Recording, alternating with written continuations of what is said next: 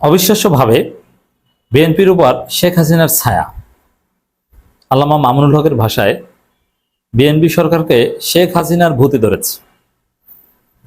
তো দর্শক, বিএনপি সরকার কাছে শেখ হাসিনা ভূতে ধরেছে, এটা গোপন খবর, কিন্তু সবকিছু জানাজানি হয়ে গেছে, যার ফলে চারিদিকে তোলপাড়। এবং দিন শেষে হয় শেখ হাসিনার মতো আওয়ামী লীগের মতো ডলা খাবেন, এবং আওয়ামী লীগ যেভাবে গণদোলাই খেয়ে দেশ থেকে পালিয়েছে সেভাবে বিএনপিকে পালাতে হবে। শেখ হাসিনা যেরকম ভারতে আশ্রয় নিয়েছেন সেভাবে তারেক রহমানকে পাকিস্তানে আশ্রয় নিতে হবে, যেহেতু তারেক রহমানের গন্তব্য কিন্তু পাকিস্তান।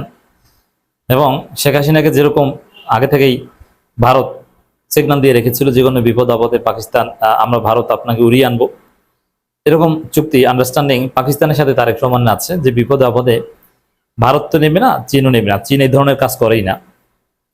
জরুরি ভিত্তিতে একটা হেলিকপ্টারে উড়ে পাকিস্তানের ইসলামাবাদ বা অ্যাবোটাবাদ কোথাও যে তারেক রহমান নামবেন, সেখান থেকে ধীরে ধীরে লন্ডন যাবেন। তবে হ্যাঁ, যদি সময় থাকতে সুবুদ্ধির উদয় হয়, তবে মনে হয় হাসিনা হতে পারবে না। ভূতে ধরেছে, কিন্তু এই ভূত, আপনারা জানেন যে যদি কাউকে ভূতে ধরে তাহলে ভূত ছাড়ানো হয়। ভূত হচ্ছে বজ্জিন, খারাপ জিন।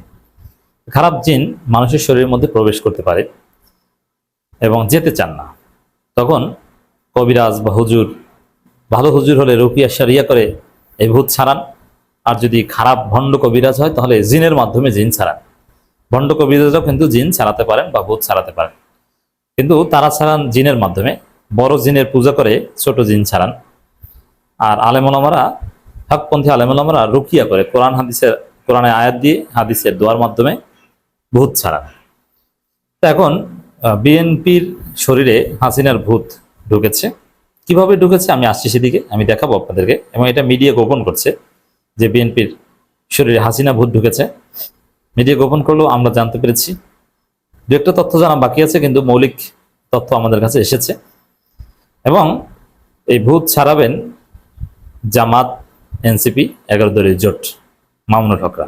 এবং ভূত ছাড়ানো তাদের পক্ষে সম্ভব। এবং এই ভূত যখন ছাড়ানো হয় তখন রোগী কিছুটা কষ্ট পান, মাঝে মাঝে আঘাতও করতে হয়, বা ভূত যখন ছেড়ে যায়, নাড়াচাড়া করে, তাকে প্রচন্ড কষ্ট দেয়। বিএনপি কিছুটা কষ্ট হবে, কিন্তু বিএনপি বেঁচে যাবে, সুস্থভাবে বাঁচতে পারবে। আর ভূত না ছাড়লে হাসিনা ভূত বিএনপিকে কুরে কুরে খেয়ে ফেলবে এবং ওই হাসিনা হয়ে যাবে এক পর্যায়ে। যেটাকে, এই ভূত যদি জীবিত অবস্থায় কারো শরীর থেকে না ছাড়ানো যায় তাহলে সে এক পর্যায়ে বেরমদাস্যা হয়ে যায়। আমি জানি না যে বরিশাল অঞ্চলের মানুষ ছাড়া এই বেরমদাস্যা কি এটা কেউ বোঝেন কিনা। যারা না বোঝেন তাদের জন্য জানাচ্ছি যে এটা একটা পারসেপশন ছিল এবং এটা রিয়ালিটিও আছে। আমি জানি কিছু কিছু মানুষ যার সাথে ভূত থাকতো, অথবা অনেক ক্ষেত্রে যিনি আত্মহত্যা বা অপমৃত্যু শিকার, বিশেষ করে ভূতের আসরে এটা হয়। ভূত বলতে এখানে বজ্জিন। মারা গেলে তার কবরের পাশে দেখা যায় যে সেই লোক বসে আছে, অথবা সেই কবরের পাশ থেকে ওই মৃত ব্যক্তি মানুষকে ভয় দেখান। এরকম অনেক সত্য ঘটনা আছে। যেমন আমি একটা ঘটনার শুনেছি একদম বিশ্বস্ত সূত্রে। সোহাগ নামের এক ছেলে, তার সাথে জীবিত অবস্থায় ভূত ছিল এবং সে তার গার্লফ্রেন্ডের সাথে অভিমান করে সে আত্মহত্যা করেছে। যার ফলে ওই ছেলেকে যেখানে দাফন করা হয়েছে, একদম নির্জন এলাকা, নির্জন জায়গায় কবর ছিল। সন্ধ্যার পরে যদি কেউ ওখান থেকে আসতো তখন দেখা যেত যে কবরের পাশে ওই সোহাগ বসে আছে, কখনো লাঠি হাতে নিয়ে, কখনো সাদা কাপড় পরে, কখনো চুপচাপ দাঁড়িয়ে আছে। তো এটাকে মানুষ বলতো বেরমদাস্যা।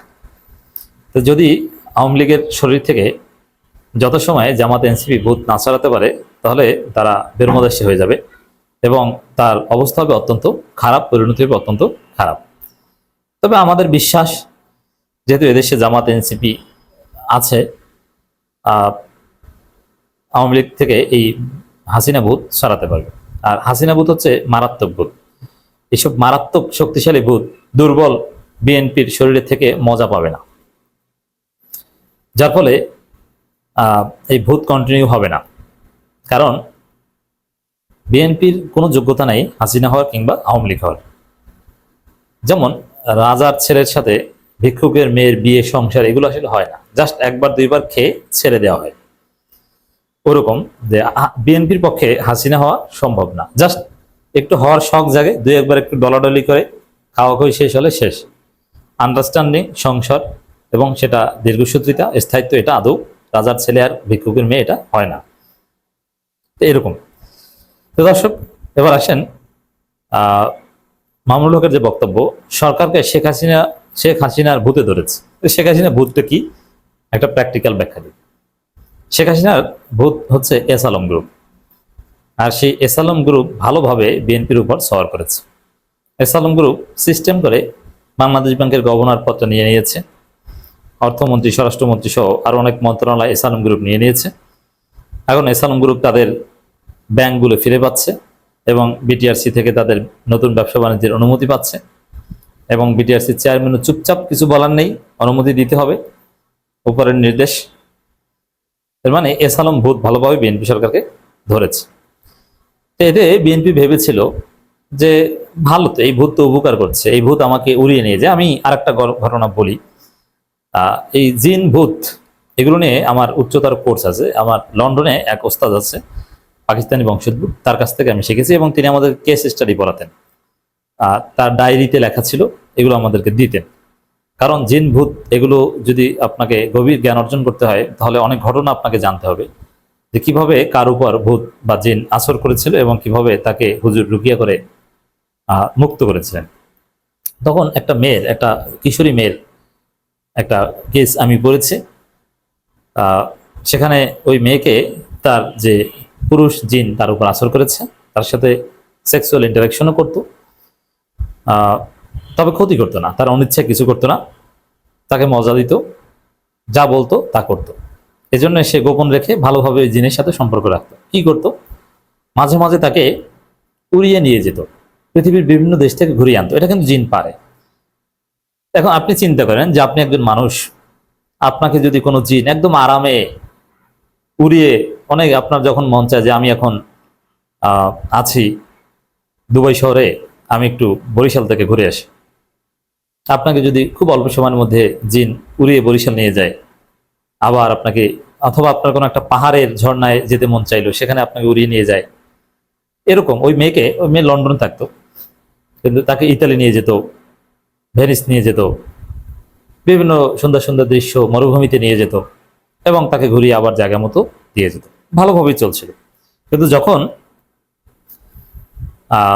অতিরিক্ত আবদার করলো ওই জিন, এক পর্যায়ে মেয়ে বিয়ে করতে চাইলো, তার বাইরেও বয়ফ্রেন্ড আছে, কিন্তু না, ওই জিন মানবে না, ওই মেয়ের প্রেমে পড়ে গেছে।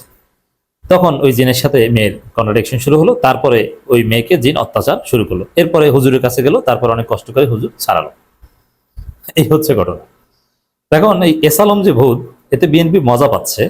তারা ভেবেছে যে আমাকে করে টাকা, হাজার হাজার কোটি টাকা, কয়েকশো হাজার কোটি টাকার চুক্তি হয়েছে, গোপন চুক্তি বিএনপির সাথে, যার ফলে এস আলমকে তার ব্যাংক ফিরিয়ে দিচ্ছে। এবং বিএনপি ভেবেছিল এস আলম এসেছে, আমার অর্থনৈতিক সংকট কেটে যাবে, এখন টাকার কোনো অভাব থাকবে না, মানি সার্কুলেশন, ব্যাংক আবার জেগে উঠবে এবং অনেক কর্মসংস্থান হবে, ভালো তো, মজা পাচ্ছে।